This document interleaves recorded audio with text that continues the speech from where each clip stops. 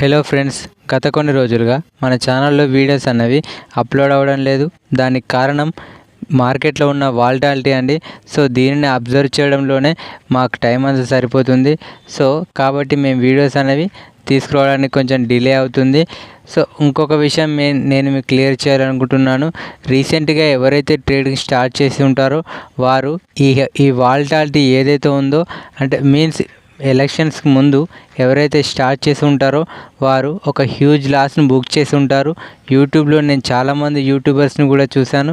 So ఈ వాలటాలిటీలో ఎవరైతే ట్రేడింగ్ని avoid చేస్తారో వారు దాదాపుగా వాళ్ళ క్యాపిటల్ని మంచిగా ప్రొటెక్ట్ చేసుకొని ఉంటారు సార్.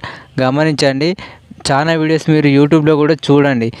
పెద్ద పెద్ద యూట్యూబర్స్ కూడా నాకు తెలిసినంత వరకు లాస్ట్లోనే ఉన్నారు సార్. దీనికి కారణం మార్కెట్లో ఉన్న వాలటాలిటీ. సో దీని గురించి వదిలేయండి. ఈరోజు ఈ వీడియోలో ఇన్ నెక్ క్యాండిల్స్టిక్ ప్యాటర్న్ గురించి కంప్లీట్గా ఎక్స్ప్లెయిన్ చేయడానికి ప్రయత్నిస్తాను. ఈ ఇన్ నెక్ క్యాండిల్స్టిక్ ప్యాటర్న్ ఇది ఒక టూ క్యాండిల్స్టిక్ ప్యాటర్న్స్ అంటే ఏంటి సార్? జనరల్గా మనకు రెండు క్యాండిల్స్ కలిసి క్రియేట్ అయ్యే ప్యాటర్న్స్ని మనము టూ క్యాండిల్స్టిక్ ప్యాటర్న్స్ అని అంటాము. నార్మల్గా ఒక లాంగ్ రెడ్ క్యాండిల్ అనేది మనకు బేర్స్ యొక్క స్ట్రెంత్ని తెలియజేయడం జరుగుతుంది. అలాగే ఒక లాంగ్ గ్రీన్ క్యాండిల్ అనేది మనకు బుల్స్ యొక్క స్ట్రెంత్ని తెలియజేయడం జరుగుతుంది. ఇప్పుడు ఈ క్యాండిల్స్టిక్స్ అనేవి మీన్స్ ఈ క్యాండిల్ అనేది ఏ విధంగా ఫామ్ అవుతుంది, రెడ్ క్యాండిల్ మరియు గ్రీన్ క్యాండిల్ అనేది ఏ విధంగా ఫామ్ అవుతుందో ఎక్స్ప్లెయిన్ చేస్తాను. స్క్రీన్పై గమనించినట్లయితే మనకు మార్కెట్ అనేది ఓపెన్ అయిన తర్వాత బయ్యర్స్ అనేవారు మార్కెట్ని హై పాయింట్ ఏదైతే ఉందో అక్కడి వరకు తీసుకువెళ్ళడం జరిగింది. మళ్ళీ అక్కడ నుంచి మార్కెట్లోకి సెల్లర్స్ అనేవారు ఎంట్రీ తీసుకొని మార్కెట్ని లో పాయింట్ ఏదైతే ఉందో అక్కడి వరకు తీసుకురావడం జరిగింది. మళ్ళీ మార్కెట్లోకి బయ్యర్స్ అనేవారు ఎంట్రీ తీసుకొని at the end of the టైంలో మార్కెట్ని మిడిల్లో క్లోజ్ చేయడం జరిగింది. ఈ విధంగా ఓపెనింగ్ ప్రైస్ కంటే క్లోజింగ్ అనేది ఎప్పుడైతే తక్కువగా ఉంటుందో అది ఒక రెడ్ క్యాండిల్ ఫార్మేషన్ క్రియేట్ అవ్వడం జరుగుతుంది. ఇప్పుడు ఒక గ్రీన్ క్యాండిల్ అనేది ఏ విధంగా ఫామ్ అవుతుందో ఎక్స్ప్లెయిన్ చేస్తాను. స్క్రీన్పై గమనించినట్లయితే మార్కెట్ అనేది ఓపెన్ అయిన తర్వాత సెల్లర్స్ అనేవారు మార్కెట్ని లో పాయింట్ ఏదైతే ఉందో అక్కడి వరకు తీసుకురావడం జరిగింది. మళ్ళీ అక్కడ నుంచి మార్కెట్లోకి బయ్యర్స్ అనేవారు ఎంట్రీ తీసుకొని మార్కెట్ని హై పాయింట్ ఏదైతే ఉందో అక్కడి వరకు తీసుకువెళ్ళడం జరిగింది. మళ్ళీ అక్కడ నుంచి మీన్స్ ఏదైతే హై పాయింట్ ఏదైతే ఉందో అక్కడ నుంచి మార్కెట్లోకి సెల్లర్స్ అనేవారు ఎంట్రీ తీసుకొని at the end of the టైంలో మార్కెట్ని మిడిల్లో క్లోజ్ చేయడం జరిగింది. ఈ విధంగా ఓపెనింగ్ ప్రైస్ కంటే క్లోజింగ్ అనేది ఎప్పుడైతే ఎక్కువగా ఉంటుందో అది ఒక గ్రీన్ క్యాండిల్ ఫార్మేషన్ క్రియేట్ అవ్వడం జరుగుతుంది.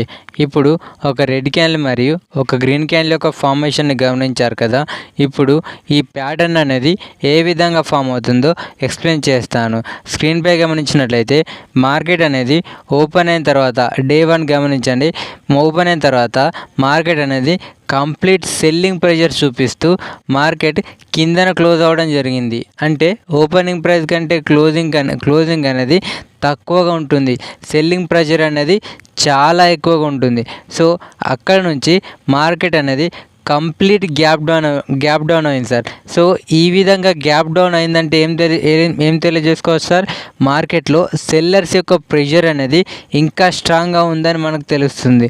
ఒకవేళ మార్కెట్ అనేది అక్కడ నుంచి రికవర్ కాలేదనుకో ఇంకా ప్రెషర్ అనేది సెల్లర్స్ వైపు ఇంకా ఎక్కువగా ఉంటుందని మనం అర్థం చేసుకోవచ్చు.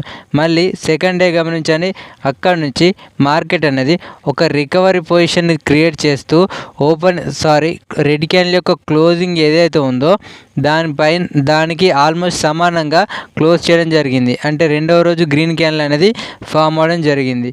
ఈ ప్యాటర్న్ యొక్క ఫార్మేషన్ని చూసారు కదా. ఇప్పుడు ఈ ప్యాటర్న్ సంబంధించిన మరింత ఇన్ఫర్మేషన్ ఎక్స్ప్లెయిన్ చేయడానికి ప్రయత్నిస్తాను. స్క్రీన్పై గమనించండి. ఇన్ నెక్ క్యాండిల్స్టిక్ ప్యాటర్న్ ఇది ఒక bearish continuation candlestick pattern. Bearish continuation candlestick patterns అంటే ఏంటి సార్?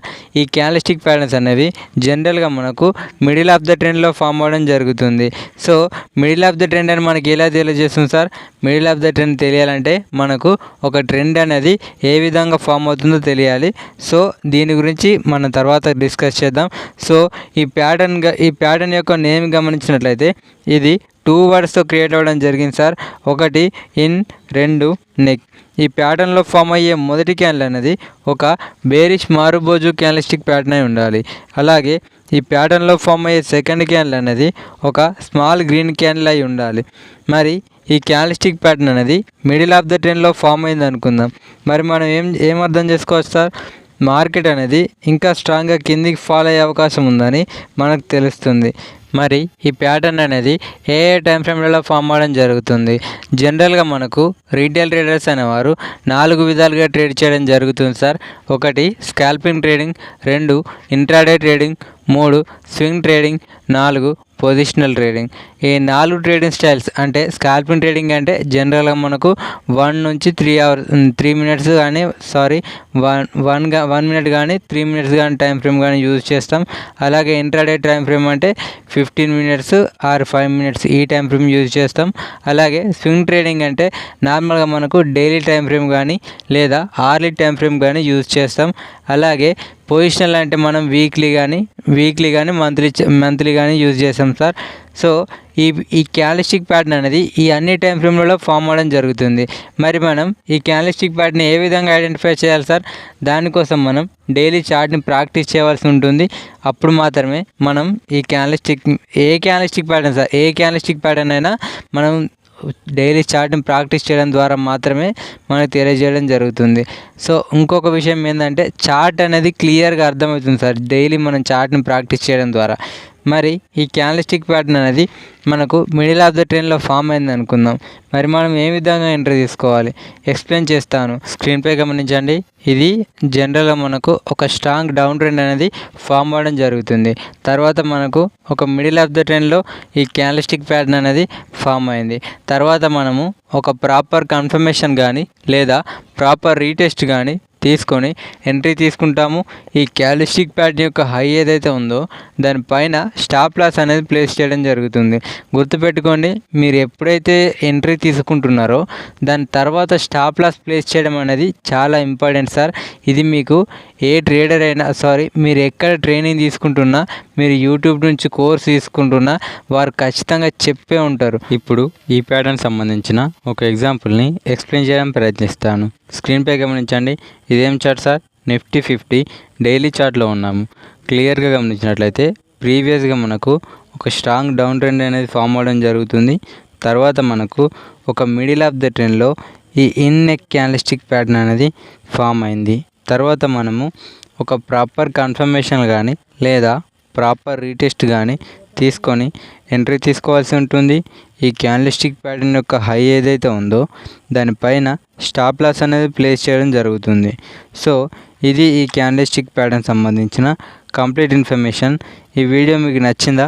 ఈ వీడియో మీకు నచ్చినట్లయితే ఒక లైక్ చేయండి. అలాగే వెళ్ళే ముందు మన ఛానల్ సబ్స్క్రైబ్ చేసుకొని ఈ వీడియోకి సంబంధించి మీకు ఏమైనా డౌట్స్ ఉంటే కామెంట్ చేయడానికి ట్రై చేయండి. Have a good day. Thank you so much.